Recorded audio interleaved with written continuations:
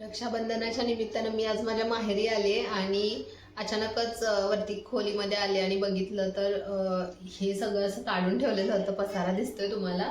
तर हे जे काही सामान होतं माझं आधीचं लग्नापूर्वीचं जे सामान होतं त्याचं भरून ठेवलेलं होतं, पॅक करून ठेवलेलं होतं.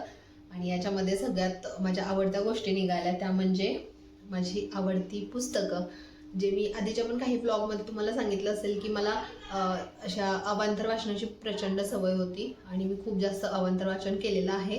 तर याच्यामध्ये काही ठराविक पुस्तकं आहेत, माझी आवडीची पुस्तकं आहेत. ते सगळे तुम्हाला मी हे जे आहे ना ते मी डिटेल जो ब्लॉग आहे तो लवकरच येईल, तर त्याच्यामध्ये हे तुम्हाला मी दाखवणारच आहे.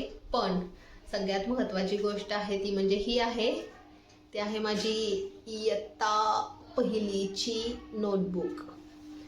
तर ही खूप आवडती आहे, कारण पहिली म्हणल्यानंतर आपल्या शाळेची सुरुवात होत असते आणि याच्यामध्ये माझ्या आजोबांचं अक्षर आहे. माझ्या आईचे वडील जे आहेत त्यांनी मला शिकवलेलं आहे ते या नोटबुकमध्ये शिकवलेलं आहे आणि याच्यामध्ये त्यांचं अक्षर आहे, त्याच्यामुळे ही खास आहे माझ्यासाठी. आणि त्यांचं अक्षर खूप सुंदर होतं अतिशय. आणि अशा पद्धतीने बघू शकता, हे माझं अक्षर आहे लहानपणीचं.